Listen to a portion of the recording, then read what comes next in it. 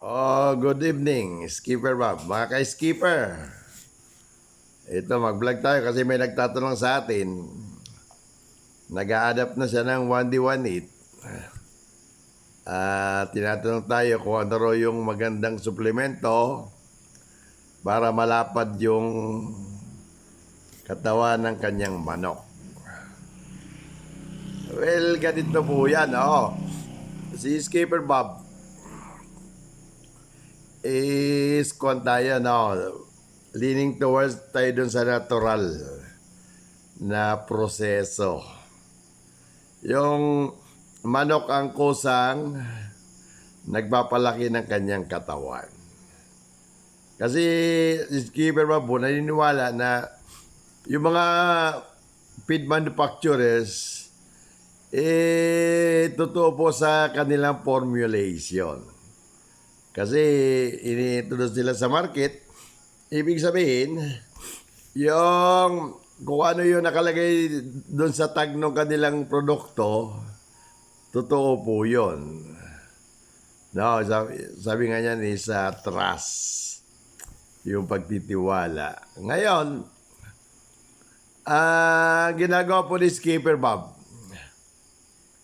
kinukuha ka natin yung tipid feed mix. Yung hindi tayo doon sa napakaraming additives na halos puno na yung lamisa. At sasabi nila, yung pagkain na pang big event. Well, kung ang ginagalawan mo naman ay hindi big event, siguro pwede yung simplihan na lang. Kasi kung magbibig event ka, maaari siguro gawin mo yun na yung additives at supplement puno na yung lamisa. Mayroon kang tatakalin, mayroon kang ipapatak, mayroon kang ano-ano. No? Para sa akin, nandiyan na lahat sa feeds yan eh. Ngayon, depende na lang sa pagkakaintindi mo. Gaya ng ginagawa ko po, yan feed mix ka, yung kung ano yung ready mix maintenance feed. At inahaluan natin ng Huggies starter pellets na 30%. Pag na-mix na yon, haluan natin ng fermented Jackie oats or fermented palay. Sa ngayon po, palay na ang ginagamit ko. Okay man po siya, 10%. Yung manok po ay malapad ang katawan. Malapad, magaan, mahabang bato ng paa.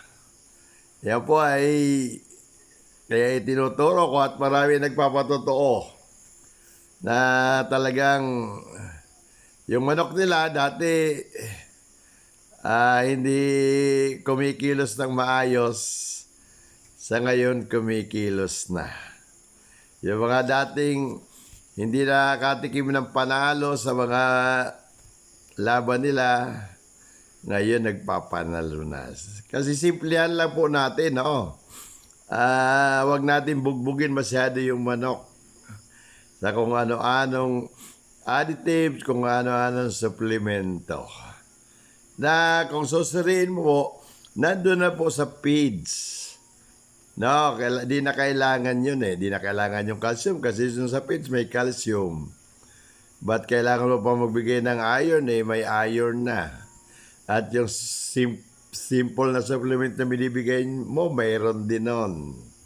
At doon sa dinadagdag mong fermented Jackie oats or fermented palay, may natural vitamin B12. So, pag doon ka po sa simple lang, nakakaraos ka na yung manok mo ay lumalaki na bulto, magaan, mahaba ang roots ng paa, malakas po pumalo, mapupula ang muka, mapupula yung paa. Wala po, hindi po sila naluluto sa anumang synthetics, na additives or supplement. Yan lang po. Maraming salamat. Pasensya na at medyo may sipon tayo sa ngayon.